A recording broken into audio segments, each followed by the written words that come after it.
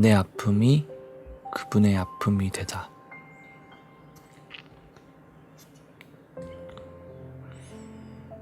루터에게 고난은 영적인 준비 과정 수준을 훨씬 넘어서는 의미가 있었다.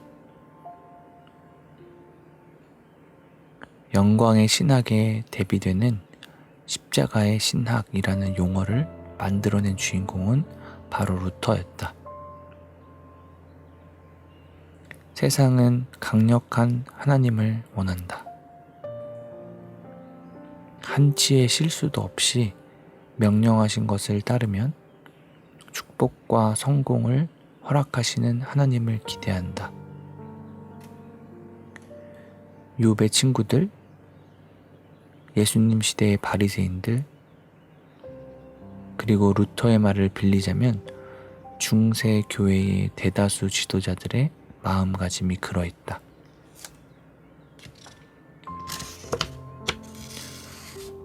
그런데 성경의 메시지는 십자가의 연약함과 고통, 죽음의 하나님의 성품을 드러내는 가장 심오한 계시가 담겨 있다고 말한다.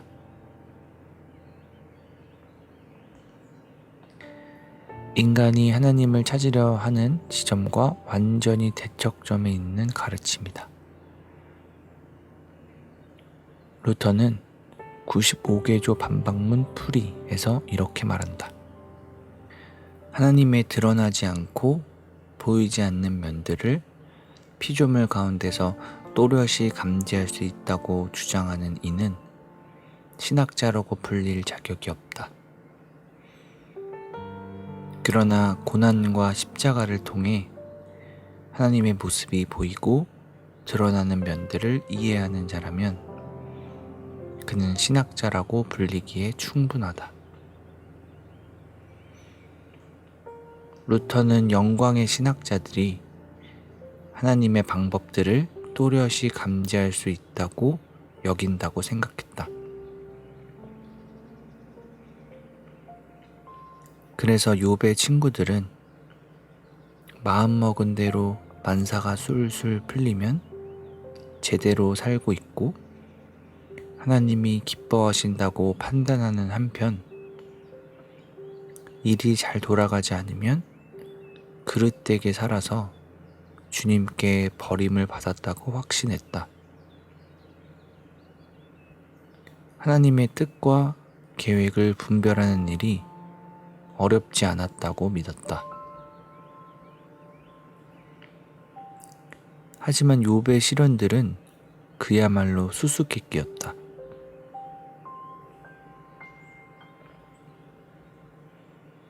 욥은 물론이고 그의 고백을 읽는 독자 대다수도 하나님의 뜻을 도무지 가늠하지 못한다. 그럼에도 불구하고 욥이 겪은 극심한 괴로움과 시련은 주인공의 됨됨이를 바꾸는데 그치지 않고 성경, 아니 세상 모든 문서들을 통틀어 하나님의 속성을 더없이 심오하게 드러내는 통로가 되었다.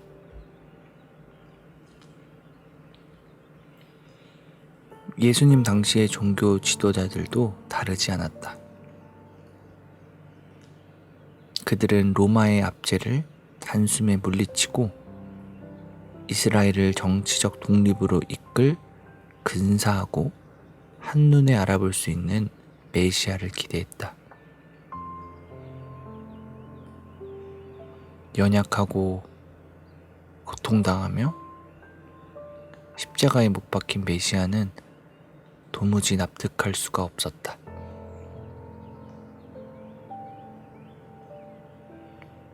십자가에 달려 죽어가는 예수님을 지켜보면서도 인류 역사에서 가장 위대한 구원 사건을 목격하고 있다는 사실을 결코 자각하지 못했다.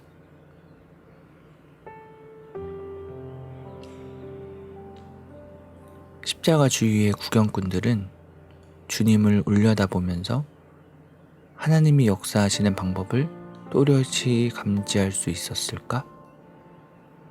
천만의 말씀이다. 놀라운 은혜를 두 눈으로 직접 보고 있었지만 그러하지 못했다. 그들은 그저 어둠과 고통을 보았을 뿐이다. 이성의 한계에 갇힌 인간으로서는 하나님이 그 사건 가운데 그리고 그 사건을 통해 역사하고 계시다는 확신을 품을 수 없었다. 그래서 예수님을 향해 비웃으며 소리쳤다. 그가 남은 구원이었을 때 자기는 구원할 수 없도다. 지금 십자가에서 내려올지어다. 그들은 주님이 그분 자신을 구하려 하지 않았기에 다른 이들을 구원할 수 있었다는 사실을 조금도 깨닫지 못했다.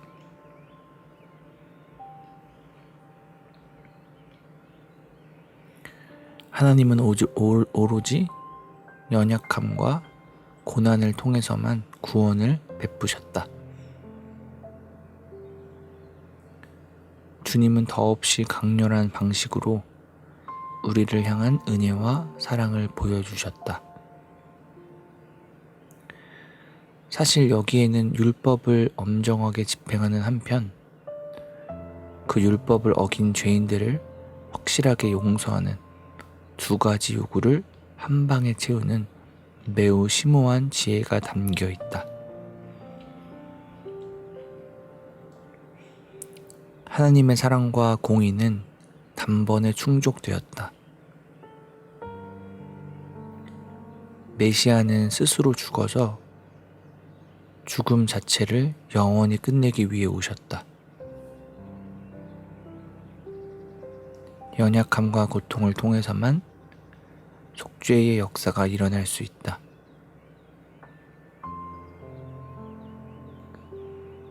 인간의 종말을 보지 않고 악을 끝낼 유일무이한 방법이었다.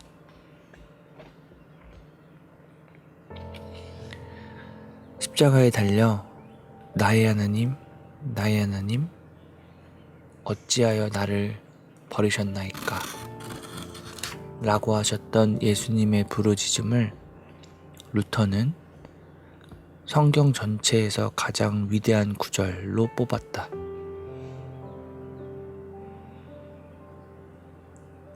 삶의 갖가지 불행과 고난을 통해 인간에게 쏟아지는 세상과 육신, 마귀의 공격들을 이 종교개혁의 지도자는 안페이퉁이라고 불렀는데 여기에 관해서라면 누구 못지않게 잘 알고 있었다.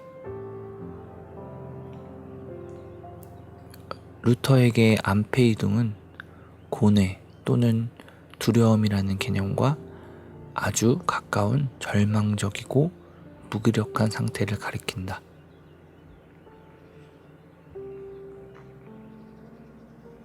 십자가에 달려 버려진 아픔을 호소하는 이 말씀에서 루터는 깊고 깊은 역설을 보았다. 인성이라는 측면에서 그리스도는 아버지로부터 버림받았으며 인간이 맛볼 수 있는 한계 이상의 안페이퉁을 뼛속 깊이 체감하셨다. 그리스도는 모든 일에 우리와 똑같이 시험을 받으셔서 우리의 연약함을 동정하지 못하실가 아니므로 때를 따라 돕는 자비와 은혜를 얻기 위해 담대히 죽게 나가라고 권면하는 말씀에 속듯이 바로 여기에 있다.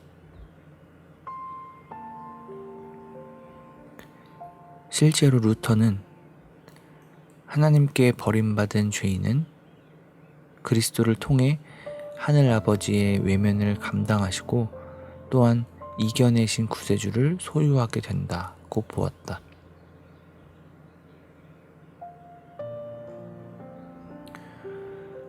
루터는 어둠과 고통이 삶을 가득 채운다 한들 놀랄 이유가 무엇이겠냐고 묻는다.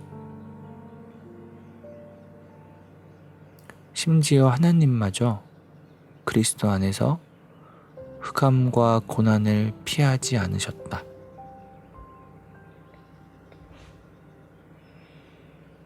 욥이나 십자가 아래 모여 섰던 구경꾼들이 그랬던 것처럼 하나님의 뜻을 도무지 가늠할 수가 없는 경우가 허다할지라도 성경의 가르침을 받았고 그 메시지를 정확히 파악하는 크리스천들이라면 높아지고자 하면 반드시 낮아져야 한다는 진리를 모르지 않을 것이다.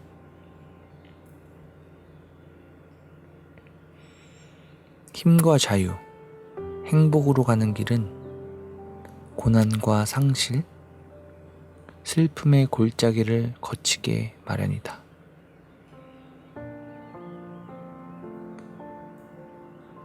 고난이 자동으로 또는 일종의 보상 같은 형태로 이런 자유나 행복을 빚어내는 건 아니다. 인류를 위한 그리스도의 고난과 사역을 제대로 이해할 때만 고난은 성장을 낳는다.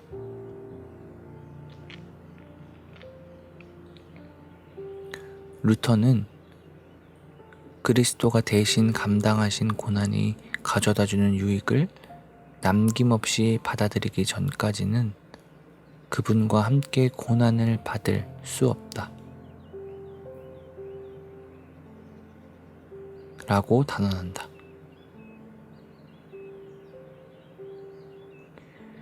하나님의 사랑을 확신하지 못할 때 고난이 우리를 얼마나 심하게 헤집어 놓는지 루터는 경험해서 알고 있다.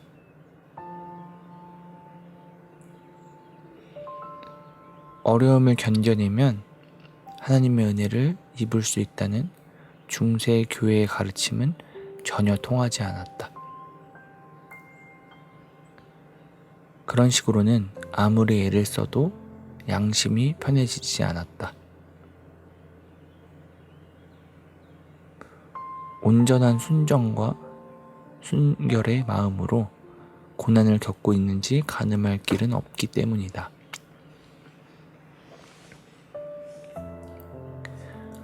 루터는 고난에 제대로 맞서려면 거리낌 없는 양심을 으뜸이 되는 전제로 삼아야 한다고 생각했다. 그리스도와 화평하기 위해 인내를 동원하려 해선 안 된다.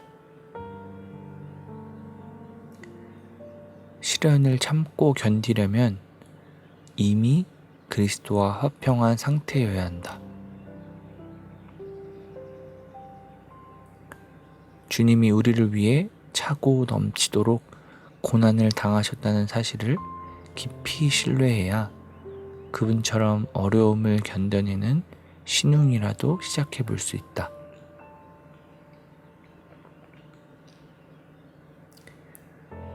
흠투성임에도 불구하고 하나님이 무조건적인 사랑을 베풀어 주셨음을 알고 있다면 바로 그 하나님이 우리가 혹독한 고통과 괴로움을 겪는 시간 동안에도 삶 가운데 동행하시고 역사하신다는 사실을 자각하게 된다. 우리 곁을 지키실 뿐 아니라 우리 안에 머무심을 알 수 있다. 우리는 그분의 지체이므로 우리의 고난을 그분 자신의 아픔으로 여기시는 까닭이다.